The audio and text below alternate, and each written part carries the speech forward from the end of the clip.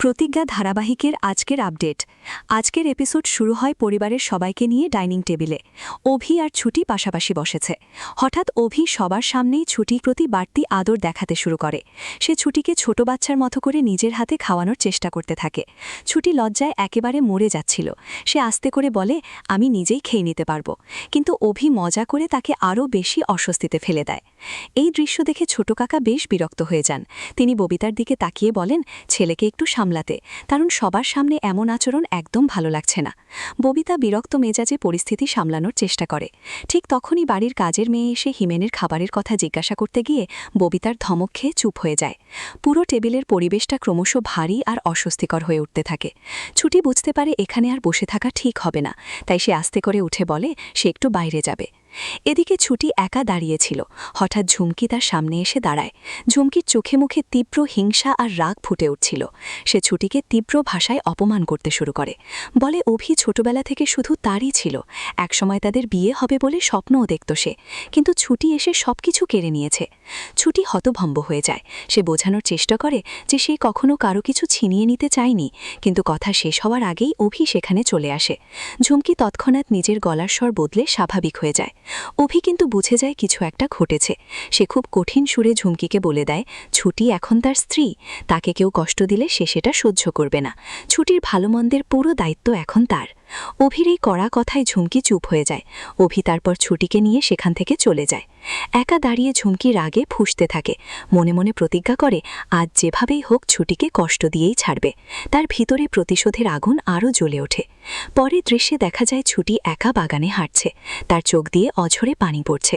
সে নিজের মনে বলতে থাকে সে কখনো ঝুমকির খারাপ চায়নি, কারো কাছ থেকে কিছু কেড়েও নিতে চায়নি।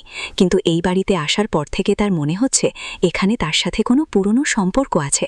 বিশেষ করে এই বাগানে এলেই তার মন ভারী হয়ে যায়। হঠাৎ তার চোখের সামনে ছোটবেলার কিছু ঝাপসা স্মৃতি ভেসে ওঠে। ছোট্ট পরী আর একটা ছেলে দোলনায় খেলছে, কিন্তু স্মৃতিটা মিলিয়ে যায়। ঠিক তখন অভি এসে তার পাশে দাঁড়ায়। সে আগের আচরণের জন্য ক্ষমা চায় এবং বলে ঝুমকিকে এত গুরুত্ব দেওয়ার দরকার নেই, কিছুদিন পর সে নিজেই আসা বন্ধ করে দেবে। কিন্তু ছুটি আর নিজেকে সামলাতে পারে না।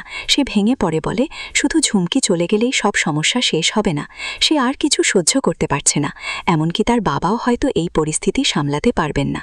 অভি ভয় পেয়ে ছুটিকে চুপ করতে বলে। সে উদ্বিগ্ন হয়ে বলে এসব কথা যদি অন্য কারো কানে যায় তাহলে তাদের সব পরিকল্পনা নষ্ট হয়ে যাবে। আবেগের বশে কোনো ভুল করা যাবে না। কথায় কথায় হারানোর কষ্টের প্রসঙ্গ উঠে আসে। ছুটি নিজের জীবনের কথা খুলে বলে, যারা অনাথ আশ্রমে বড় হয় তাদের হারানোর মতো কিছুই থাকে না। টাকা, পরিবার, ভালোবাসা সবকিছু থেকেই তারা বঞ্চিত। ছুটির এই কথায় অভির মন খুব খারাপ হয়ে যায়। সে নিজের কথার জন্য অনুতপ্ত হয়ে ক্ষমা চায় এবং ছুটিকে শান্ত হতে বলে। কিন্তু ঝুমকি আড়াল থেকে পুরো কথোপকথন শুনছিল। তার মাথায় নতুন শয়তানি পরিকল্পনা আসে। সে ঝোপের কাছ থেকে বিষাক্ত ডেঙ্গু পিঁপড়ে ভর্তি একটা ডাল তুলে নেয়। সুযোগ বুঝে ছুটির পিঠে সেটা ঘষে দিয়ে চুপিসারে চলে যায়। ছুটি যন্ত্রণায় কুঁকড়ে যায়। তার পিঠ লাল হয়ে ফুলে ওঠে। প্রচণ্ড চুলকানি শুরু হয়। ঘরে ফিরে ছুটি আয়নার সামনে দাঁড়িয়ে পিঠ দেখার চেষ্টা করছে। যন্ত্রণায় তার চোখে পানি চলে আসে। অভি ঘরে ঢুকে তার অবস্থা দেখে শক খেয়ে যায়। সে দ্রুত বুঝতে পারে কোনো বিষাক্ত কিছু ছুটিকে কামড়েছে। অভি বরফ আর জল নিয়ে এসে খুব যত্ন করে ছুটির পিঠ পরিষ্কার করতে থাকে। এই সময় অভির ভিতরে নরম দিকটা স্পষ্ট হয়ে ওঠে। সে বারবার ছুটিকে সান্ত্বনা দিতে থাকে এবং নিজের অবহেলার জন্য আফসোস করে। ছুটিও অভির এই যত্ন দেখে আবেগে ভেসে যায়। দুজনের মধ্যে ধীরে ধীরে এক অন্যরকম অনুভূতি তৈরি হচ্ছিল। পরে অভি যখন নিজে বরফ আনতে যায় তখন দেখে ঝুমকি হাতুড়ি হাতে তার ঘরের সামনে দাঁড়িয়ে আছে। অভি রেগে গিয়ে জিজ্ঞাসা করে সে কি করছে।